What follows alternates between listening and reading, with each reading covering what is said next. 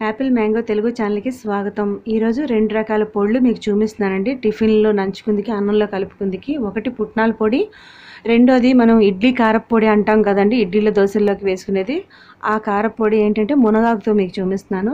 ఫస్ట్ది పుట్నాల పొడికి 1 కప్పు పుట్నాల పప్పు, కావలసినంత ఎండుమిరపకాయల కారం తగ్గట్టు, 1 వెల్లుల్లిపాయ, 1 3 స్పూన్లు జీలకర్ర, తగినంత ఉప్పు అండి వీటికి కావాల్సింది. పెద్దగా వేయించేవి కూడా ఏమీ లేవు. ఎండుమిరపకాయలు జీలకర్ర వేయించేసేమో అనుకోండి, ఇవన్నీ మిక్సీ తిప్పేసుకోవడమే. చాలా ఈజీగా అయిపోతుంది, ప్లస్ చాలా టేస్టీగా ఉంటుంది. ఇది అన్నంలో కూడా చాలా బాగుంటుంది. ఈ 2 వేయించుకున్న తర్వాత ఎండుమిరపకాయలు జీలకర్ర కాస్త చల్లారాక మిక్సీ చేసేసుకోవడమేని. ఇది మీకు మరీ ఎక్కువ చేసేసుకోకండి, 10 to 15 days తగ్గట్టుగా చేసుకోండి. ఎందుకంటే రోజు అదే తినేయం కదా. లేదు మేము రోజు తింటాము పొళ్ళు, కొంతమంది ఒంటికి మంచిది జీర్ణం అవుతుందని పొళ్ళు ఎక్కువగా నచ్చిన వాళ్ళు ఉంటారు. అలాంటి వాళ్ళు కాస్త ఎక్కువ చేసుకున్నా పర్లేదు. ఇవన్నీ కలిపి మిక్సీ చేసేసుకుంటున్నానండి నేను. మీకు వెల్లుల్లిపాయలు తొక్క తీయకుండా కూడా బాగుంటుందంటే అలా వేసుకోవచ్చు, లేదంటే వెల్లుల్లిపాయ తొక్క తీసి చేసుకుంటే బాగుంటుంది. నేనైతే తొక్క తీసి వేసుకుంటున్నాను.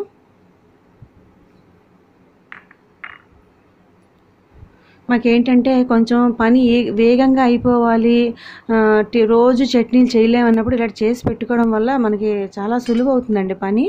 మిక్సీ అయిపోయింది, ఇది ఒక పళ్ళెంలో పెట్టుకొని చల్లారి పెట్టుకుందాము.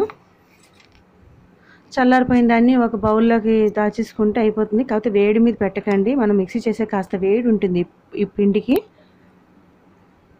నిన్న మీకు ఈ జార్లు చూపించాను కదండి, ఆ జార్లో పెట్టుకుంటున్నాను నేను.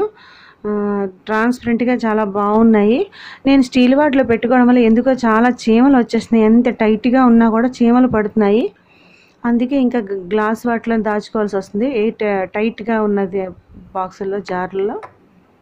అయిపోయిందండి, పుట్నాల పొడి అయిపోయింది. ఇప్పుడు ఈ ఇడ్లీలోకి దోశలోకి కారప్పొడి అంటారు కదా, అది మామూలుగా అయితే నేను కరివేపాకుతో ఎక్కువగా చేస్తాను. నాకు ఈసారి మునగాకు దొరికింది. వీటికి కావాల్సిన ఐటమ్స్ చూడండి. 1 కప్పుకు 3 వంతులు శనగపప్పు, 3 వంతులు మినపప్పు, పొట్టు మినపప్పు నేను తీసుకున్నానండి.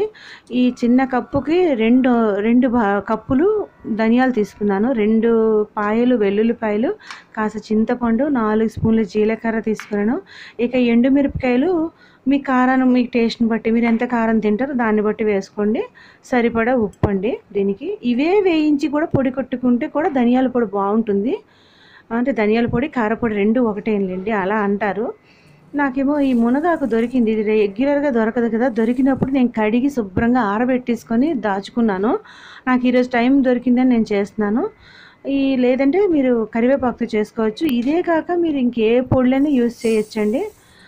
నేను నూనె లేకుండా దోరగా ధనియాలు వేయిస్తాను, ఒకదాని తర్వాత ఒకటి వేయించుకుంటాను. మీకు చూసారా, మీకు ఏంటి పుదీనా కానీ, తర్వాత ఏ ఆకుకూర అయినా కూడా అవి చక్కగా ఆరబెట్టుకున్న తర్వాత చేసుకోవచ్చండి. మనకి ఒంటికి మంచి చేసేవే, కాకపోతే తడి లేకుండా చూసుకోండి. పొన్నగంటి కూర కూడా చేసుకోవచ్చు. ఎక్కువగా అయితే కరివేపాకుతో చేసుకుంటాము. ఇదేంటంటే మీకు ఒక దోశలు, ఇడ్లీలకు, ఉప్మాకే కాదండి, చక్కగా అన్నంలోని నూనె వేసుకొని ఇది పెట్టచ్చు. పక్కన ఉల్లిపాయలు కట్ చేసి చాలా బాగుంటుంది. ధనియాలు వేగిపోయి ఒక పళ్ళెంలో వేసేసుకున్నాను. ఇప్పుడేమో శనగపప్పు వేయించుకుంటున్నాను. శనగపప్పు సగం వేగిన తర్వాత పొట్టు మినపప్పు వేసేసుకుంటాను చిన్న మంట మీదే. నాకు బాండి కూడా కాస్త మందంగా ఉంది కనుక మాడిపోవు నాకు పప్పులు గట్ట. ఈలోకి ధనియాలు చల్లారుతూ ఉంటాయి.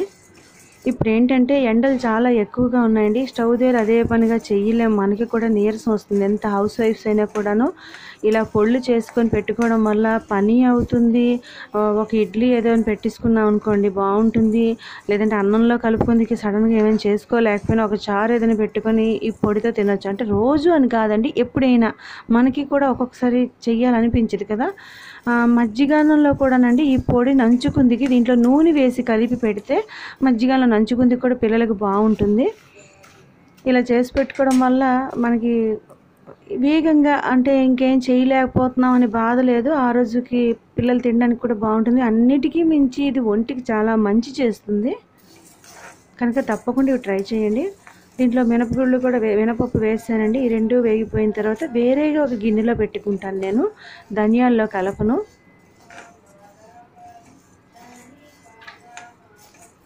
ఇది మా పిల్లలు చాలా ఇష్టంగా తింటారు. రోజు కొబ్బరి చట్నీ, పల్లీ చట్నీ, టమాటా చట్నీ బోర్ కొడుతుంది కదండి. అప్పుడప్పుడు మనం ఇలాగా ఇంకా కందిపొడి కూడా మేము వాడతాము. ఈ మాట కందిపొడి కూడా మీకు నేను చూపిస్తాను.